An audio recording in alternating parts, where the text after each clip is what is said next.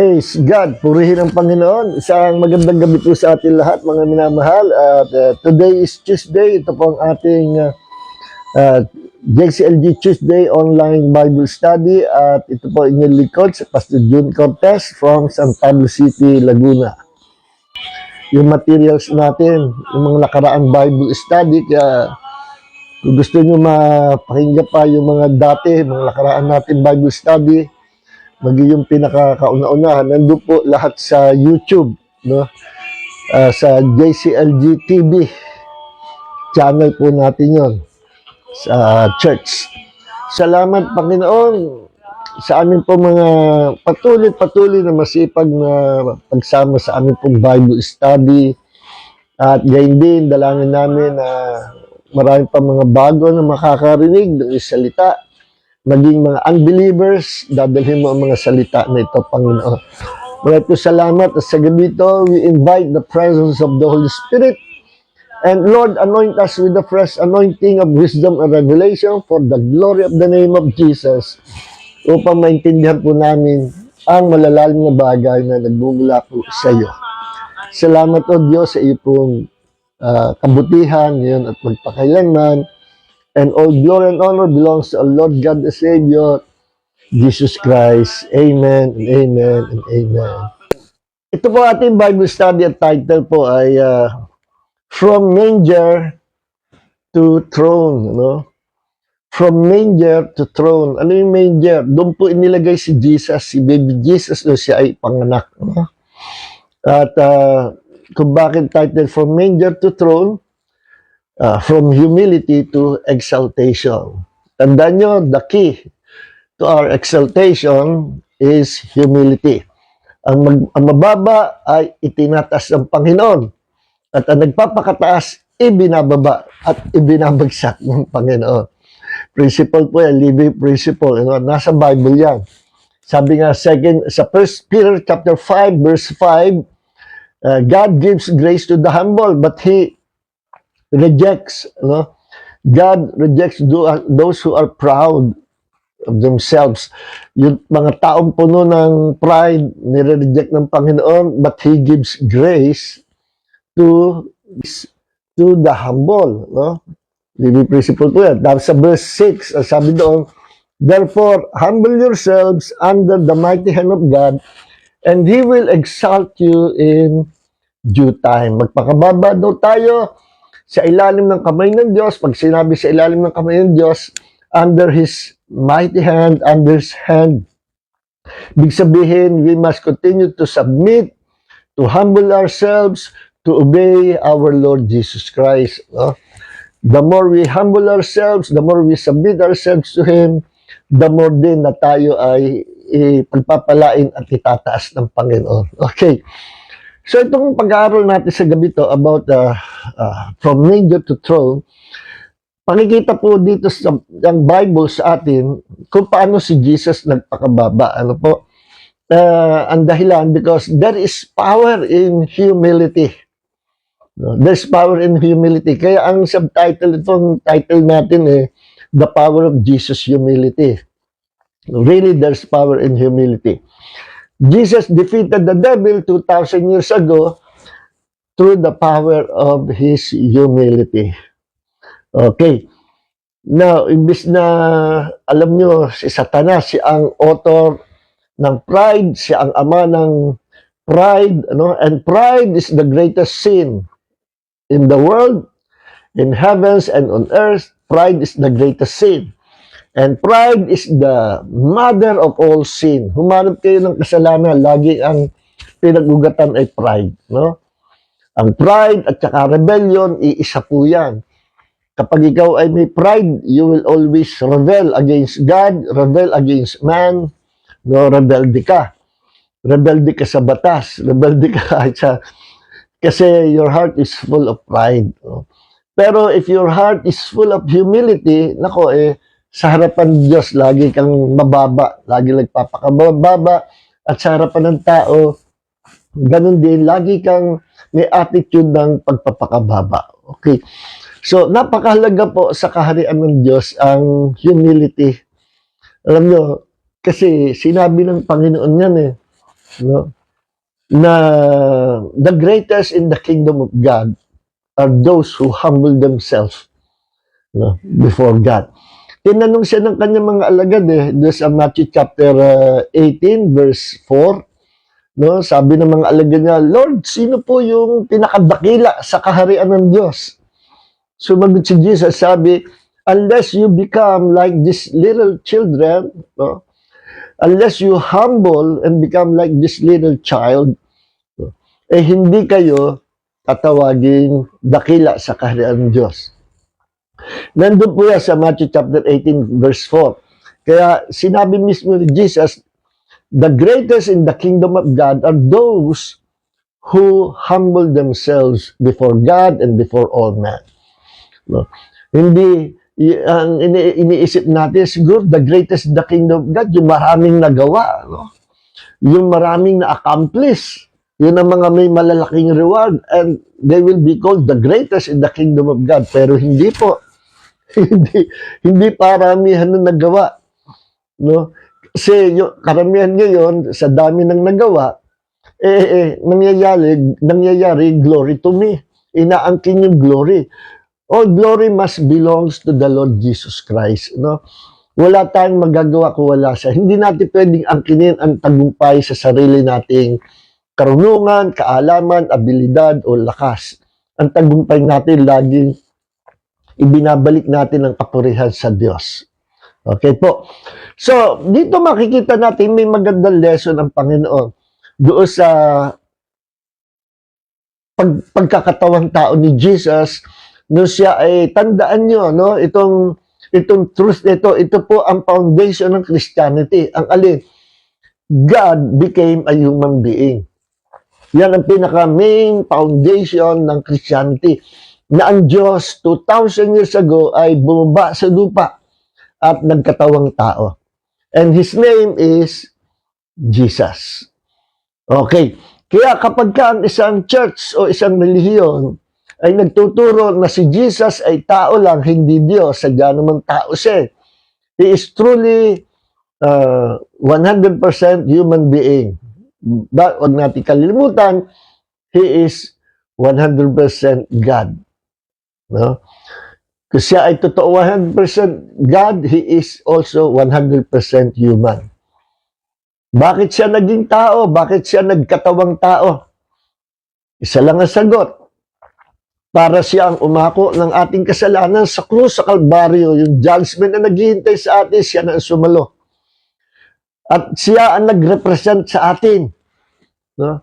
Ni-represent niya ang lahat ng tao sa mundo. Ni-represent niya. Siya ang umako natin makasalanan. Imbis na ang mga tao, ang hatulan ng Diyos, meron ng hinatulan, si Jesus. Yes, si Jesus. No, sa Kanya ibinuhos ng Diyos ang judgment na naghihintay sa atin. Kaya nga, He is the only Savior of the world. Hindi pwede maging Savior si Buddha. Kasi hindi siya ang nagbayad sa kasalanan ng mundo. Hindi pwede maging savior si Confucius or si Muhammad ng Islam sapagkat hindi sila ang nagbayad ng ating mga kasalanan by dying on the cross. Ang pinagbayad ni Jesus sa ating mga kasalanan, ang kanyang dugo eh. Yes, diyan tayo natubos sa sumpa ng kasalanan. Diyan tayo natubos sa sumpa at sa kahatulan na naghihintay sa atin. At ang pinambayad niya para tubusin tayo, bayaran tayo sa kamay ni Satanas, sa kamay ng kasalanan, sa kamay ng sumpa, sa kamay ng kahatulan na naghihintay sa atin, ang pinambayad ng Diyos ay ang banal na dugo ni Jesus. Kailan siya nagkaroon ng dugo? Nung siya ay naging tao. Kaya sabi nga sa Acts chapter 20 verse 28, sinabi ni Jesus na sa mga shepherd, sa mga pastor, sa mga nangangalaga ng kawan ng Diyos. Meaning sa church. Sabi, pagpastoran nyo, alagaan nyo mabuti ang church ng Diyos na kanyang binili. Sino may-ari ng church? Ang Diyos na kanyang binili sa pamagitan ng kanyang dugo. Sino yung Diyos na bumili sa pamagitan ng kanyang dugo? Paano nagkaroon ng dugo ang Diyos? God is Spirit. John chapter 4 verse 23 and 24. Kailan siya nagkaroon ng dugo? Sabi sa Bible, nung siya ay nagkatawang tao, when He became a man. In the beginning was the Word, and the Word was with God, and the Word was God. And the Word created everything. Lahat ng bagay nilikha nitong salita na ito. Si Jesus yan. Hindi pa pangalang Jesus ang tawag sa kanya, kundi the Word, salita ng Diyos, o Logos sa Greek. At kung hindi rin sa pamagitan ng salita na ito, walang malilikha. Therefore, siya ang lumikha ng lahat ng bagay sa langit at sa lupa. Sino yun? The Word of God. Sinong Word of God? Jesus. 1 John chapter 1, verse 1 hanggang 3. At pagdating sa verse 14, and the Word became a human being. He became a man. Okay. So, ito yung ebidensya talaga na si Jesus ay Diyos. Bakit? Siya ay manlilikha. Kaya sabi ko nga sa INC, na mga kausap ko, kung si Jesus ay hindi Diyos at ordinaryong tao lang kagaya natin, may kakayanan ba ang tao na lumikha ng universe? Wala, di ba? Aminado naman sila, wala. Mag-isabihin mo yan sa Jehovah's Witnesses. Isasagot sa yung Jehovah's Witnesses, yes, may kakayahan kapangyarihan sa lumikha. Kasi yung kapangyarihan yung bigay lang sa kanya ng Ama. Ba, yan ang palusot nila. Ngayon, ang tanong ko naman ito. Saan sa Bible sinabi na si Jesus ay nagkaroon ng power to create the universe into existence dahil siya ay binigyan ng Ama ng kapangyarihan sa paglikha? Saan? Wala po. Walang makikitang talata. Kahit basahin nila 1,000 times ang Bible, walang talata nagsasabi si Jesus ay may power na lumikha ng lahat ng bagay sapagkat binigyan siya ng Ama ng kapangyarihan sa paglikha. Wala niyan. So, ang tawag dyan, haka-haka. Bangungot yan. Masamang panaginip yan. Hindi yan sa Diyos. Ba't siya marunong lumikha? Ba't siya may power lumikha? Ay kasi siya ay Diyos. Only God can create the universe. Only God can create all things, both in heavens and on earth. Yan ang sabi sa Colossians chapter 1, verse 16. By Him, everything was created, both in heavens and on earth. Everything that is visible and invisible, lahat nilikha ni Jesus. Everything was created by Him, for Him, and through Him. Why? Because He is God. Okay. So, itong God na ito, na creator natin, na lumikha sa ating pinagkakautangan na ating buhay, ito'y bumaba sa ating planeta, sa ating mundo, 2,000 years ago, nung siya'y nagkatawang tao. Okay?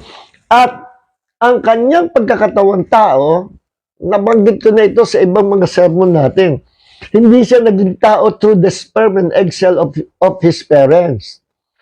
Tandaan nyo, si Mary Virgin, hindi pa na ikakasal kay engaged to be married pa lang sa kanyang jowa na si Joseph.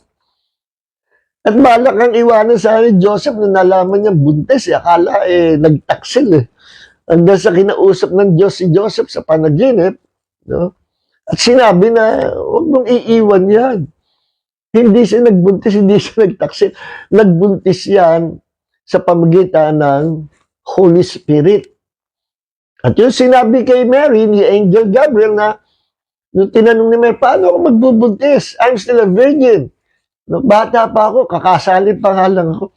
Sabi ni Angel Gabriel, lilim-limang ka ng Holy Spirit hanggang sa ikay magbuntis at makapanganak, manganganak ka ng batang lalaki. Ang pangalan niya tatawagin Jesus. Ang pangalan niya tatawagin Emmanuel. No?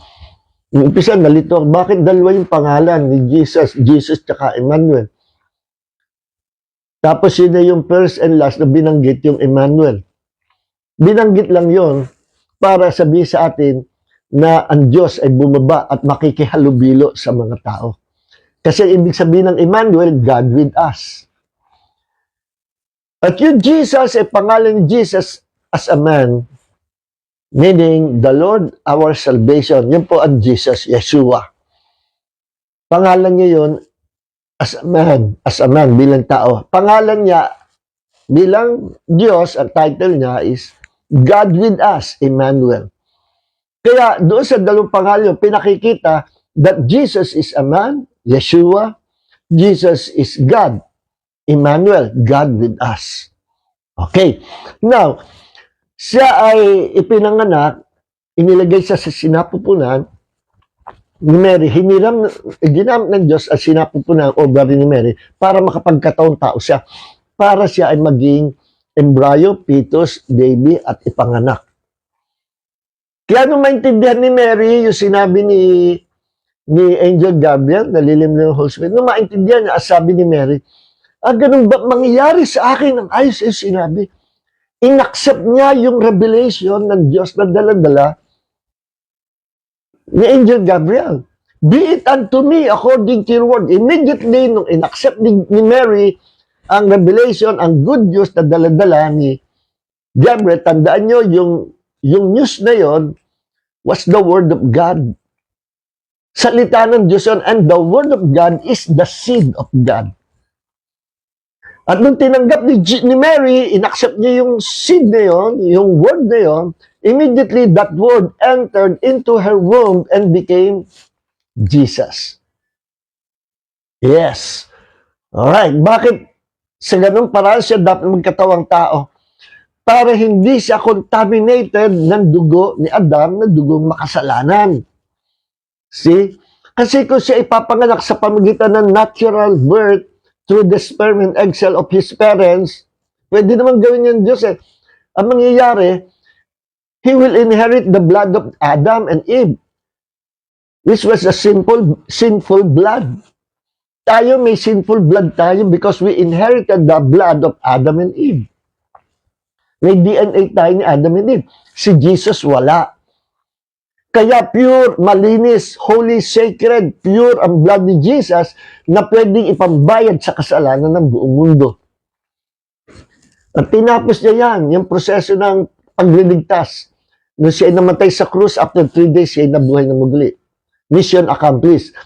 Ngayon, sino ang maliligtas? Binayaran ang kasalanan ng buong mundo. Pero ang tanong, bakit hindi buong mundo ang ligtas? Kasi ang sagot diyan, John 3:16, whoever believes will be saved. Kung sino man sumampalataya at lumapit kay Jesus, sumampalataya sa Kanya, and receive Him to be their Lord, God, the Savior, sila yung maliligtas. Kaso ang problema, hindi lahat ng tao gustong tumanggap, gustong maniwala kay Jesus. Yes, kahit pangalan mong gospel, yung iba ayaw pa rin. Kaya sa pagkarami-rami, buong mundo yung kaligtasan, universal yung salvation eh. Ang naliligtas lang, those who will come to Jesus to believe Him and to receive Him as their Lord, their God, and their Savior. Okay, so much for that. So, let's dive into our scripture para sa ating topic. Basahin natin ang Matthew chapter 2, verse 6. And you, Bethlehem, And you, Bethlehem, in the land of Judah, are by no means least among the rulers of Judah, because out of you will come a ruler who will shepherd my people Israel. Dito, binanggit sa Matthew yung prophecy sa Micah chapter 2 na ang prophecy ay darating yung tagapagligtas na ipapanganak sa Bethlehem. Ano? Tingnan nga natin yung Micah chapter 5 verse 2. Kinote lang doon sa Matthew chapter 2 verse 6 yung Micah chapter 5 verse 2. Sabi dito ni Prophet Micah, Bethlehem Ephratah, you are small among the clans of Judah. One will come from you to be ruler over Israel for me. His origin is from antiquity, no? From ancient times. Sa CSB Bible yan. Sa NASB ito sabi, and his times of coming forth are from long ago, from the days of eternity. Yung kanyang pinanggalingan ay mula pa doon sa walang pasimula. Doon siya galing. Kita nyo, kung tao si Jesus, saan siya nanggaling? Kung tao lang siya, di doon, nung pinanganak na si Mary, kaso bago pa ipanganak siya kay Mary, nandoon na siya, nag-i-exist na siya. At hindi sinabi sa John chapter 1, verse 1 hanggang 3, tapos naging tao siya, verse 14. In the beginning was the Word, and the Word was God, and the Word was God. So sabi dito, sa Matthew chapter 2, verse 6, and Micah 5 verse 2, si Jesus daw ay manggagaling, ipapanganak siya sa Bethlehem. Ano ba ang Bethlehem? Ito po ay isang dito kailan lang sumikat ang Bethlehem? Noong na-reveal na diyan ipinanganak ang Messiah. So ano ba ang Bethlehem, no? Bakit napakahalaga ng Bethlehem? Kasi ang Bethlehem po ay isang place na maliit lang sa lugar ng Judah, no? Bethlehem is a town in Judah, holds profound significance in both the Old Testament and New Testament. Ang ibig sabihin daw ng Bethlehem, its name means house of bread. Okay? Tahanan ng tinapay. Okay, ito daw Bethlehem ay located about 5 miles south of Jerusalem. Bethlehem sits on a hill surrounded by terraced fields. It is a place of great historical and spiritual importance. It was the ancestral home of King David, who was also born there. Okay. So, ito pong Bethlehem, isang maliit na town sa Judah. Hindi ito sikat noon. Hindi ito pinapansin. Ito isang mababang lugar, isang lugar na maliit, hindi sikat, hindi famous. No? Isang maliit, mababang lugar. Dito po isinilang si Jesus sa Bethlehem. And take note, diyan din sa Bethlehem isinilang, pinanganak si King David. Sa isang mababa at hindi kilala na lugar, sa isang lugar na mahirap, hindi kilala, mababang uri lugar, small town in Judah. Diyan pinanganak si King David, diyan din pinanganak si Jesus. Aba, ano si King David? Itinaas ng Diyos. One of the greatest king of Israel was King David. At ang pangako ng Diyos sa Israel ay ipapanganak ang Messiah, tagapagligtas ng mga Jews, na ang panggagalingan niya ay ang kanyang great-great-grandfather na si King David. Pareho silang doon pinanganak sa lugar na mababa, mahirap, hindi sikat, very small town in Judah. Bakit kaya doon pinili ng Diyos na isilang si Jesus? At pati si David doon din pinili na isilang sa isang lugar na mababa, maliit.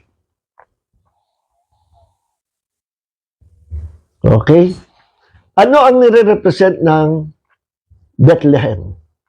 Nire-represent niyan, una-una, a humble place. Kaya ang ibig sabihin, si Jesus ay ipinanganak sa isang humble place sapagkat si Jesus nagpakababa. Okay? Tandaan niyo yung salitang humility. Importante po yan. Dahil pangalawa, ang Bethlehem ay may kahulugan na ang ibig sabihin, house of bread. Tahanan ng tinapay. Remember, kinleng ni Jesus once, sabi niya sa John chapter 6, verse 35. Tingnan nga natin, John chapter 6, verse 35. Ito sabi ni Jesus, I am the bread of life. The one who comes to me will not be hungry. The one who believes in me will never be thirsty. Ako ang tinapay ng buhay. At sino mang sumama sa akin, no, ay kailanman hindi na magugutom. At sino mang sumampalataya sa akin, hindi na mauuhaw. Ano itong gutom at uhaw na tinutukoy dito? Hindi po ito physical na gutom at physical na uhaw. Ito ay spiritual na satisfaction. Ito po ay naglalarawan ng kaluguran sa iyong kaluluwa. Once you come to Jesus and believe Him, hindi ka na magugutom, hindi ka na maghahanap pa ng iba. You will be satisfied sa buong buhay mo. Meron kang satisfaction at magkakaroon ng purpose ang buhay mo.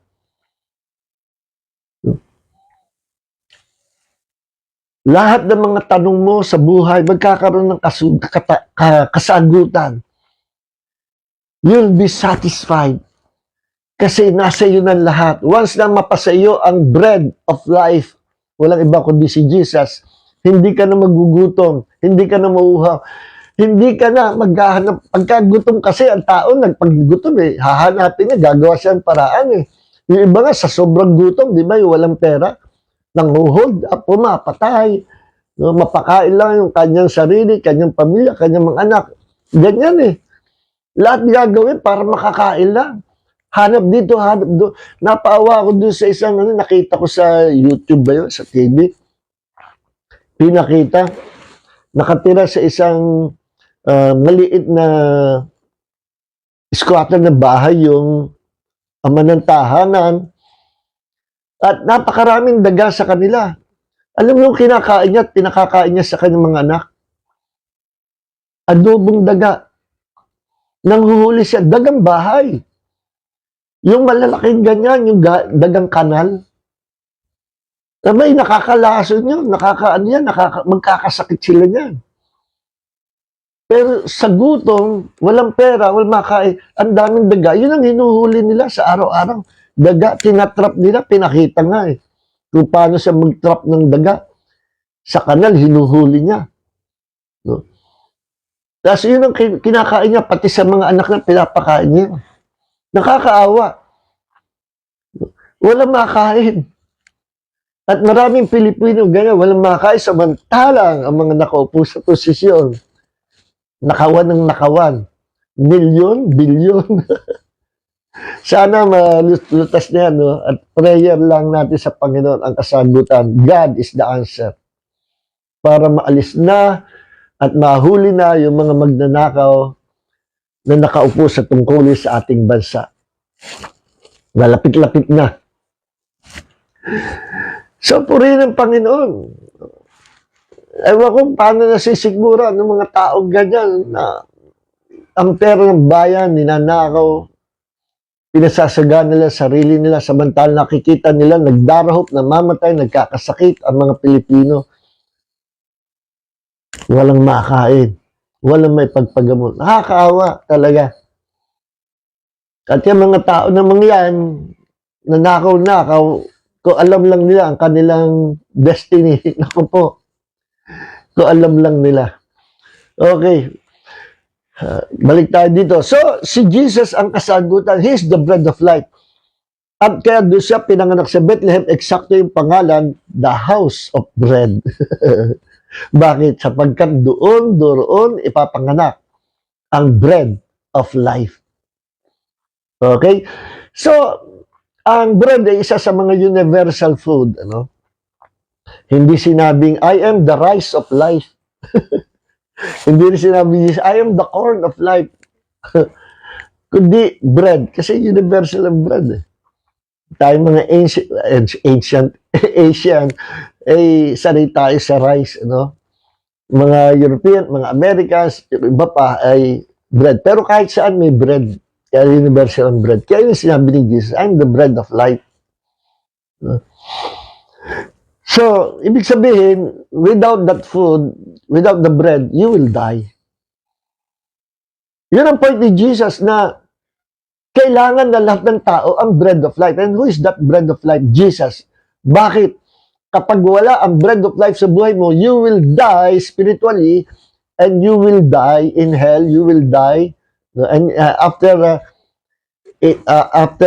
pagdating ng judgment day, yung mga nasa hell, inilipat ng Diyos sa lake of fire.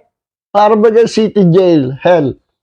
Na-pronounce ang judgment, yung mga nasa city jail, ililipat sa bunting lupa or sa iwahig. Ano?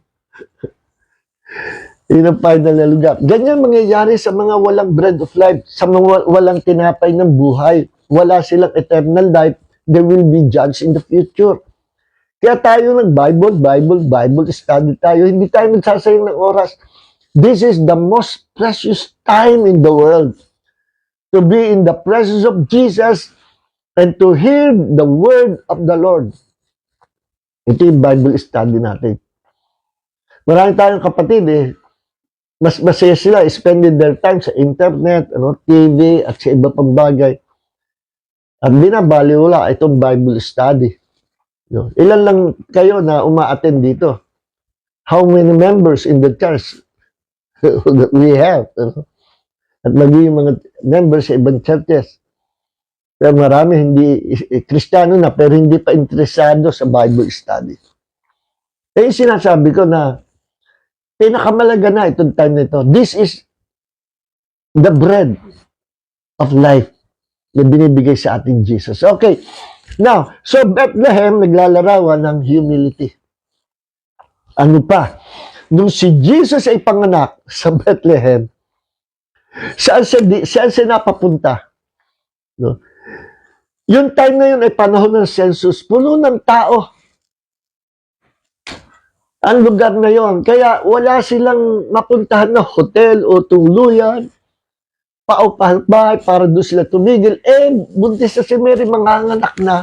Naglelele, buffet na yan. Pero merong isang nakatok sila na nagbukas ng bahay at sabi, ay puno na kami dito. Pero kung gusto na meron kami ditong ang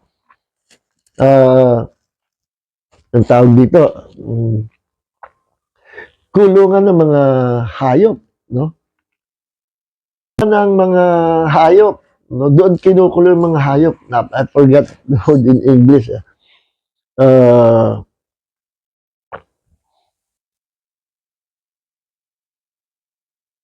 Stable. Yung stable, kulungan ng mga hayop yun. So, ibig sabihin, mga hayop lang yung pinapatira doon. Mababang lugar yun. Doon inaalagaan, kinukulong, pinapakain yung mga hayop. Isipin niyo yung baba at pangit na lugar niyo. Doon pinanganak si Jesus. So, yung Bethlehem, larawan ng humility. Yung stable, yung lugar na doon siya temporary na tumigil, nakitulog at doon nanganak si Mary, isang mababa, pangit na lugar din. Hindi sa 5-star hotel. So, naglalarawan din yung stable ng humility of Jesus. Tapos, isipin, pinanganak na, ang sabi sa Bible,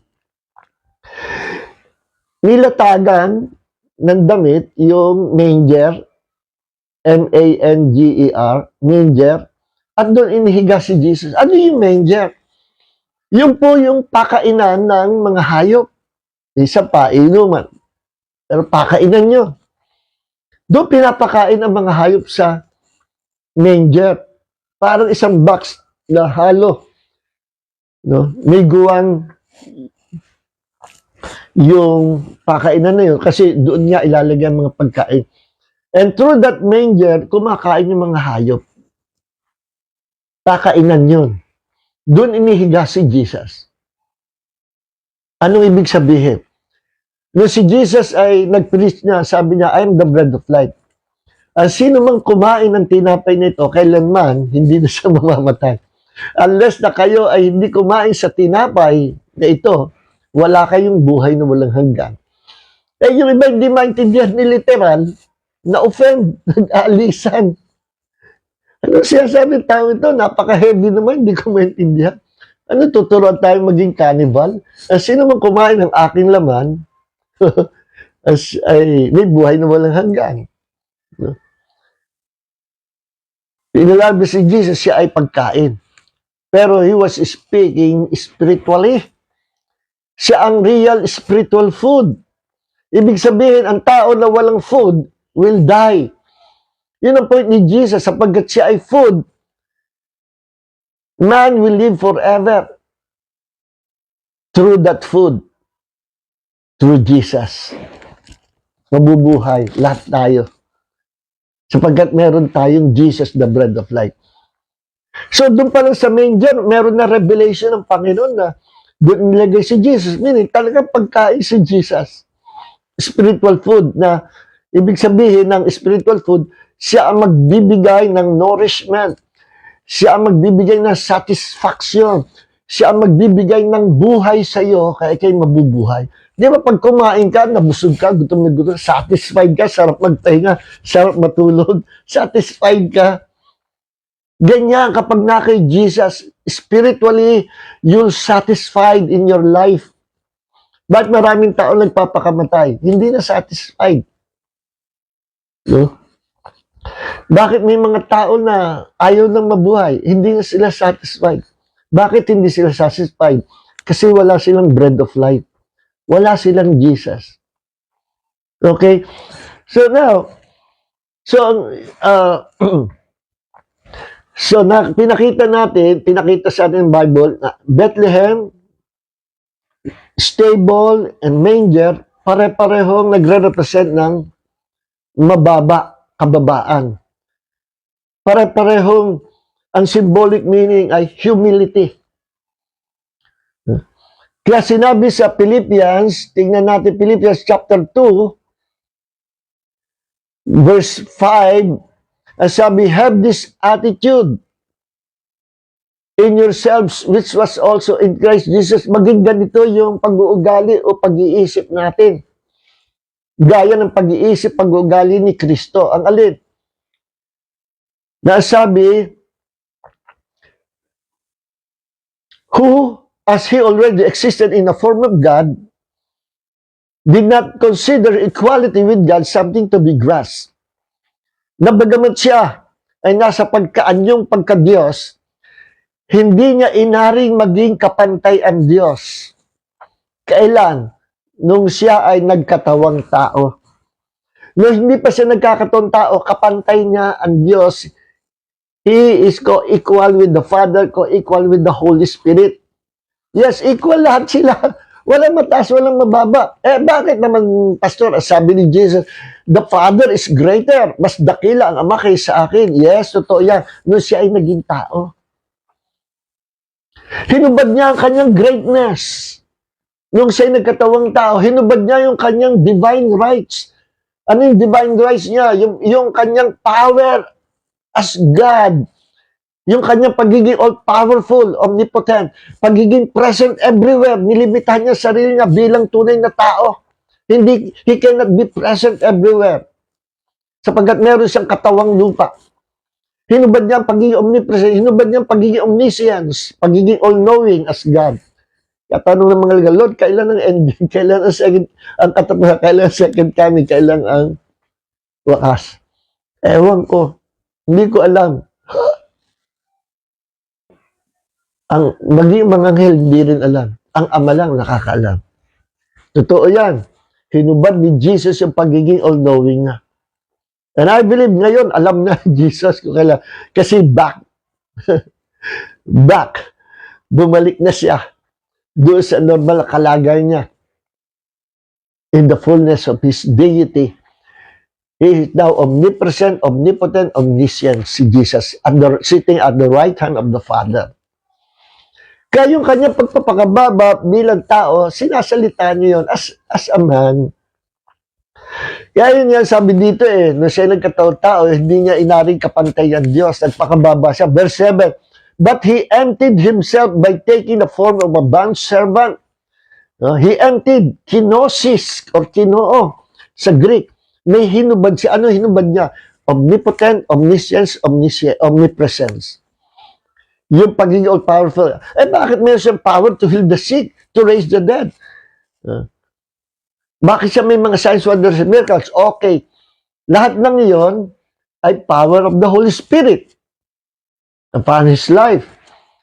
Nung siya naging tao, hinubad niya yung sarili niyang power as God at hiniram niya yung power ng Holy Spirit, kaya nga siya ay inanoint ng Holy Spirit to empower Him. Bakit kailangan ubarin niya yung power niya as God? Hindi po God ang, hindi yung pagiging Diyos ang hinubad niya. May mga nagpipreach, hinubad daw pagka-Diyos. Hindi na hubad ang pagka-Diyos. Kalagayan yan. Ang hinubad niya, yung kanyang divine rights. Yung kanyang attributes as God. Pagiging eternal, pagiging omnipotent, pagiging omnipresent, pagiging omniscience. Pasamantala hinubad niya yan. At ginamit niya pasamantala ang power, anointing ng Holy Spirit. Acts chapter 10, verse 38.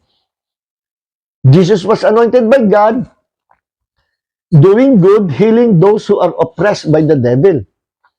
He was anointed by God. So, ang ginagamit niyang power, yung power ng Holy Spirit. Bakit kaya ganon? Hinubad niya yung kanyang salita, tapos hiniram niya ang Holy Spirit, ang power ng Holy Spirit, and He was anointed by the Holy Spirit. Siya ay Diyos, kailangan ba niya anointing? Yes, as a man. Lahat ng ginawa at naranasan ni Jesus, lahat ng yan, para sa atin. For us.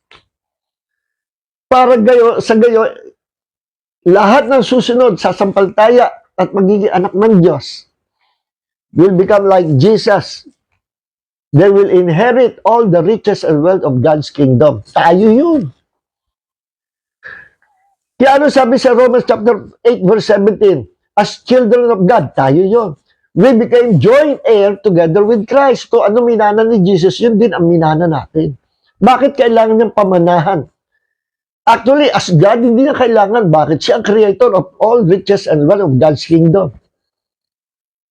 Kaya sabi ko sa inyo, kung equal niya ang Father, kung equal niya ang Holy Spirit, nagkaroon lang ng mababa sa Trinity, sa Triune God, nung gumanap na sila sa tungkulin, sa kanilang misyon. Gumanap ang God the Father as Chief Executive, the sender. At gumanap si Jesus at ang Holy Spirit, sila ang being sent by the Father. Sila yung sinesend, sila yung pinadala ng Ama. Laging ganon. Ang Father ang buong authority at nagsesend ng kailangan ng tao sa lupa. Sinend niya si Jesus, sinend niya ang Holy Spirit. Siya ang sender. Yun ang papel nila. At ang papel ginampanan ni Jesus ng Holy Spirit, nagpakababa. Nagsubmit si Jesus sa Father. At ang Holy Spirit, kay Jesus, sinuportahan niya si Jesus. Lahat ng iyan ay kaganapan o pagganap nila. Pero referring to their deity, they are three persons as one God. equal with one another. Yes. Kaya ang God the Father, tinawag sa Bible, may mga verse dyan, the Father created everything.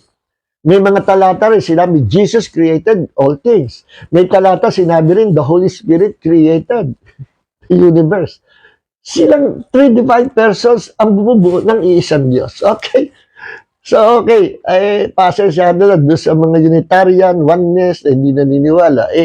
Yan ang totoo. Ang Trinity nasa Bible. Hindi yan invento ng Roman Catholic Church na sinasabi ninyo. No? Nasa Bible yan eh. Okay, alright. So, hinubad ni Jesus, no, yung kanyang divine rights. At verse 8, and being found in the appearance as a man, at natagpuan siya na sa larawang pagiging tao. O, kita no? Kung siya'y tao nga, ba't pa siya magkakatawang tao? Kaya nga siya nagkatawang tao, hindi siya tao. Logic lang, di ba? Common sense. And being found in the appearance as a man, he humbled himself by becoming obedient to the point of death on the cross. Kaya yan, palatandaan ng isang taong humble, masunurin. So si Jesus larawan ng humility. No? At sumunod siya na sumunod sa Ama hanggang sa ma-accomplish niya ang mission niya. At nung na-accomplish niya, itinaas naman siya ng Ama. Sapagkat ayon sa batas ng Diyos, sa principle ng pananampalataya, ang mababa itinataas ng Diyos. At ang nagpapakataas sa sarili, ibinababa ng Diyos. Principle po yan. Yes, nasa Bible yan. Kaya si Jesus, na siya ay na-accomplish niya ang kanyang assignment, itinaas naman siya ng Ama. Para lahat na sasama kay Jesus, matataas din ang kasama ni Jesus. Tayo yun. Remember, pag itinaas si Jesus, itataas din tayo. Why? Because we are the body of Christ and Christ is the head. Magkaugpong lagi tayo. A body without head will die. Kaya huwag kang aalis sa head kay Jesus. Mamamatay ka. Kaya tayong lahat na kay Christ, we are called the body of Christ and Christ is the head of the body. Colossians chapter 1, verse 18. Kaya nung si Christ ay umakyat sa langit, umakyat din tayo. Umupo sa kanan ng Ama, umupo din tayo. Ephesians chapter 2, verse 5 and 6. Tayo namatay kasama ni Kristo, nabuhay na maguli kasama ni Kristo, umakyat kasama ni Kristo, at umupo sa kanan ng Ama kasama si Kristo. Kung ano nangyari kay Jesus, yun din ang nangyari sa atin.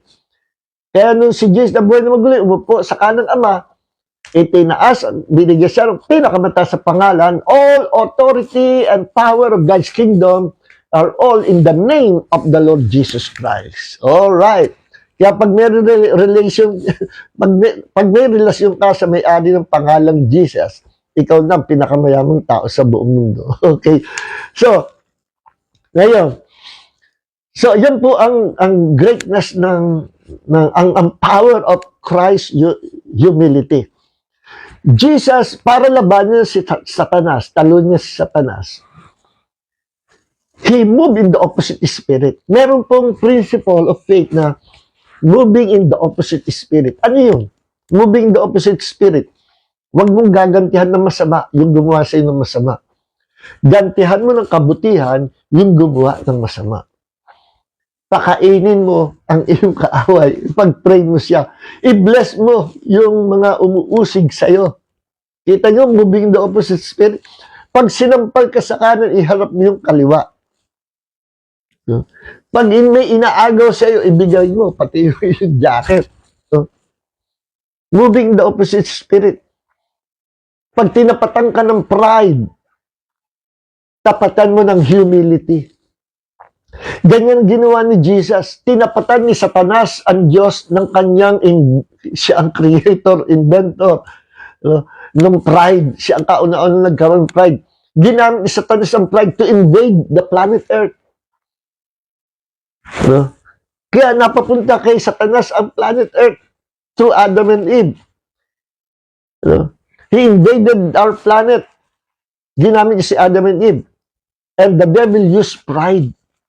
Because of his pride, nagmataas siya sa Diyos, kinuha niya mundo, and listen, hindi pa tapos. The devil is defeated.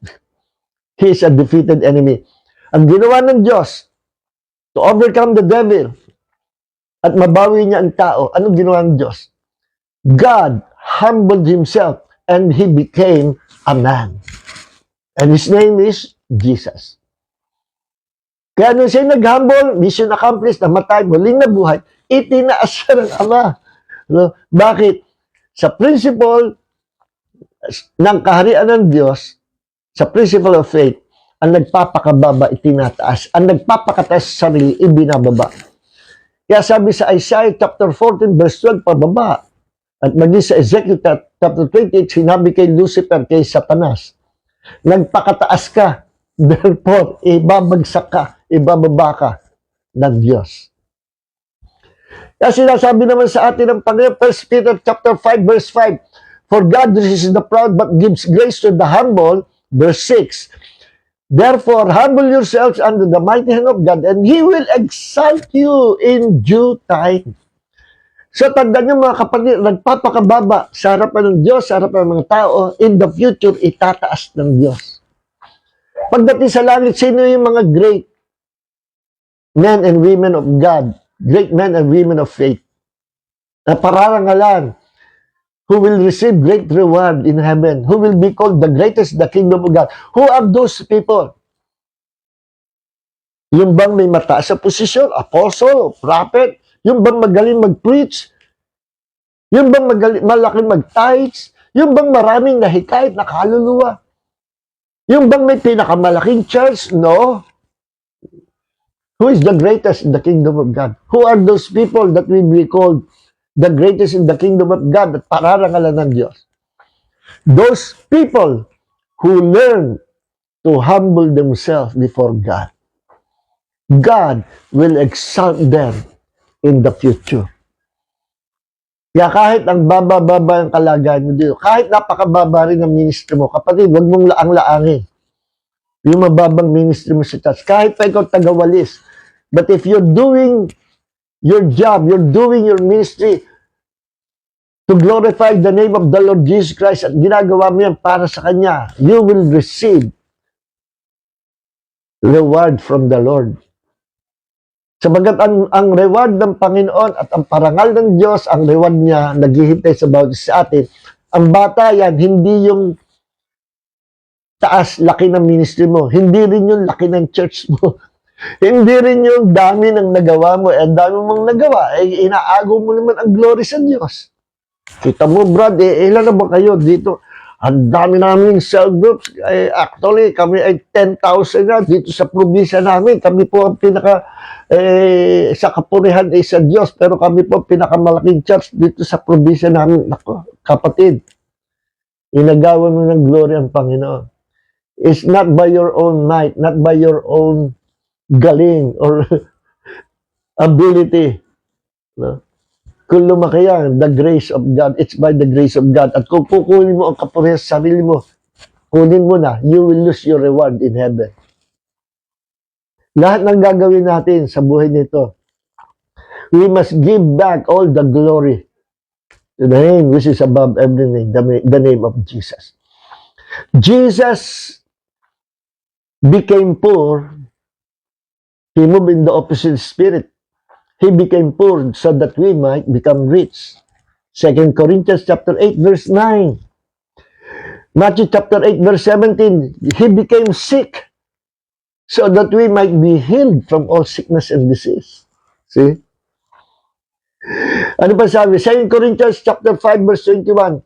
Jesus became sin. He became the sin of the world. Hindi po sinabing he committed sin, ha? Hindi siya nagkasala. Ang sabi, ginawa siyang kasalanan, larawan ng kasalanan buong mundo nung siya'y nakapako sa krus. Para ano? He became sin so that we might become the righteousness of God through Him. He is the Son of God and He became the Son of Man. At sa Bible, mababasa natin 66 times sa Gospel according to Matthew, Mark, Luke, sa Synoptic Gospel, Jesus was called the Son of Man. Sa Gospel according to John, 12 times, binanggit sa Gospel of Times that He is the Son of Man. Sa Synoptic Gospel, Gospel according to Matthew, Mark, Luke, 66 times He was called the Son of Man. Bakit? Para pakilala niya, tunay na tao siya. Pero huwag niyong kalilimutan, pinanggalingan niya, He is God. And He is the Son of God. But He became the Son of Man. He identified Himself with us.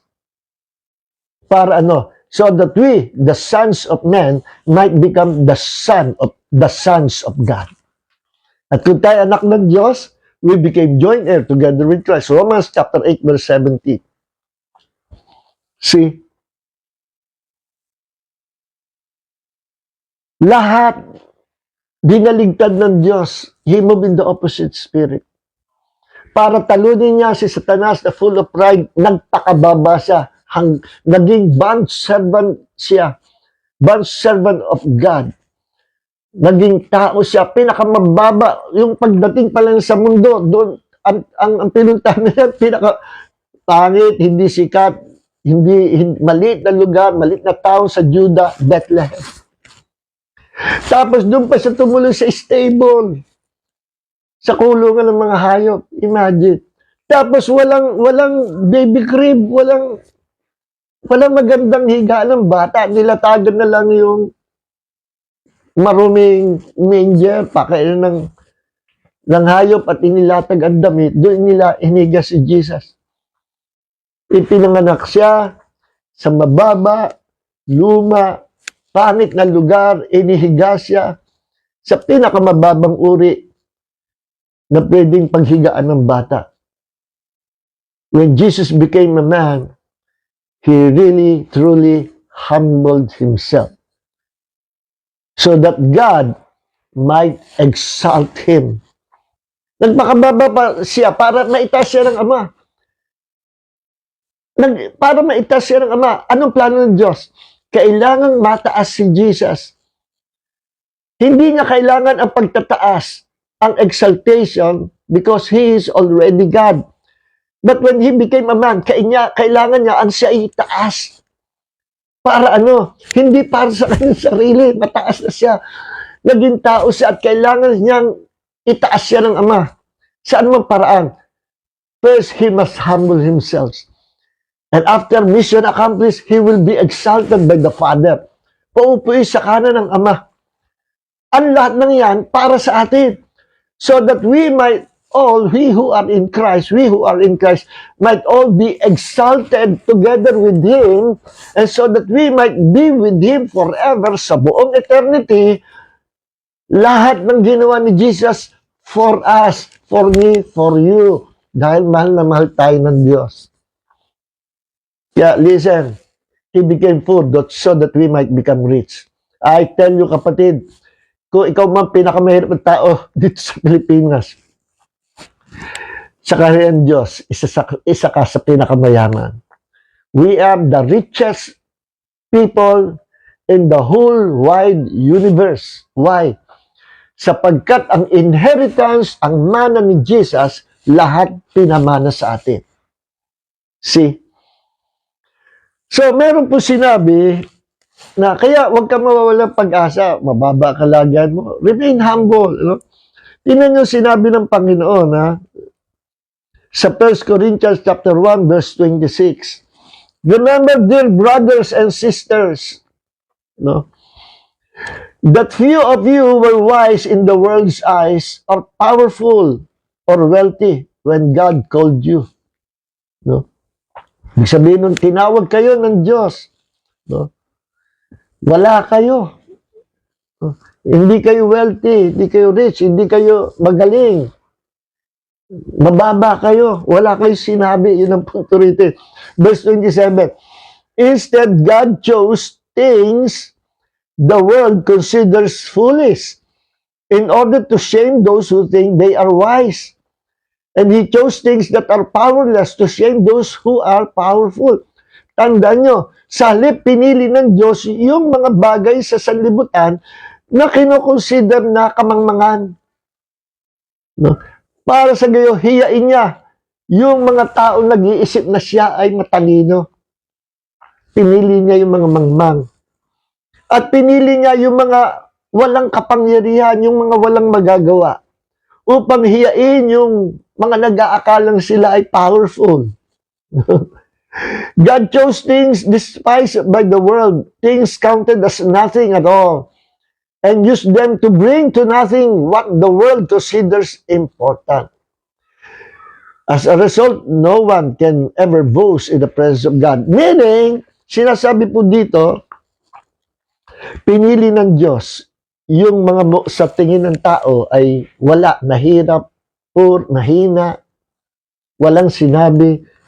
Kung ikaw ang taong yan, ikaw ay one of those chosen by God to be exalted in the future. Yes. Tingnan niyo si David. Ano ba si David? A shepherd boy.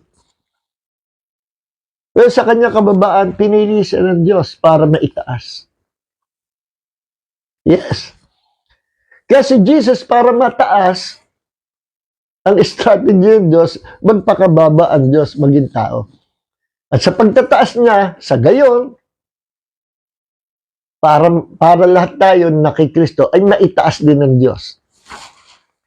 Tingnan nyo, babasahin ko sa inyo ha. Sinabi sa Revelation chapter 3, teka, sandali po.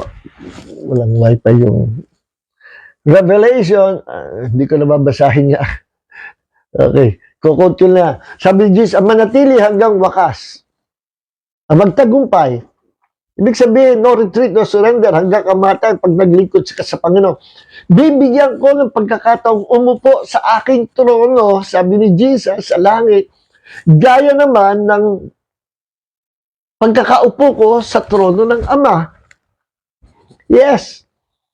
Dahil ko sinasabi ito, ang makakaupo lang sa trono ng Diyos ay Diyos, hindi pwede ang tao. Kaya si Jesus nagkaroon ng pagkakataon, meron siya right umupo sa trono ng Ama because He is God. So in order, para sa gayon, tayo ay magkaroon ng trono sa eternity, ginawa ni Jesus, naglagay siya ng sarili niyang trono. He created another throne. Kaya dalawang trono sa Ama at kay Jesus. Yung trono ni Jesus, doon siya umuupo para ano? Para makasama tayo, makatabi, makasama tayo, makaangkas tayo sa trono ni Jesus. Eh, sino yung uupo doon kasama ni Jesus? Kabahagi ng kanyang trono. Sino pa? Yun daw magtagumpay, yung manatili na naglilingkod sa kanya ng tapat hanggang wakas. See? Even His throne, we inherited His throne. Ganyan kabuti ang Panginoon. Kailan nangyari yan? When God humbled Himself and became a man. That's for our sake. Dakila ang Diyos. Hindi madamot ang Panginoon. He is a giver. Ang madamot, ang taker, ang thief, walang iba kundi si Satanas. See? At makakasama tayo ng Panginoon. Magpakilaman. Ano bang ibig sabihin ng throne? Kapag meron kang throne, meron kang kingdom. So meron tayong throne. Nakaabang yung throne natin. Actually, spiritually speaking, positionally, nakaposisyon na tayo sa langit eh. Yan sabi, Ephesians chapter 2, verse 5 and 6. Namatay tayo kasama ni Kristo, buhay kasama ni Kristo, at pinaupo sa kalangitan kasama ni Kristo. Yung posisyon natin. Now, in the future, talagang mararanasan natin yung throne natin, which is the throne of Jesus, kaangkas tayo. Ano ibig sabihin throne? Pag meron kang throne, you have a kingdom. Ano ba ang kingdom natin? The kingdom of God. And we will reign together with Christ forever. Romans chapter 5, verse 17. We will reign with Christ in this life and in the life to come. So hanggang dito na lang mga minamahal at purihin ang Panginoon at nawa ay na-gets nyo yung ating pinag-aralan. So the title po nito, From Manger to Throne, The Power of Jesus' Humility. God bless everyone. Hallelujah. Heavenly Father, marami po salamat sa time nito pinagkalumusan sa Bible study. Ginabi po kami, pero okay lang po. Basta for the glory of your name. Lord, bless your people. Bless them, Lord. Heal those who are sick. In the name of the Lord Jesus Christ. Marami po salamat, Panginoon. May the grace of Jesus and the love of the Father and the fellowship of the Holy Spirit be with you all. In Jesus' name, amen. God bless everyone.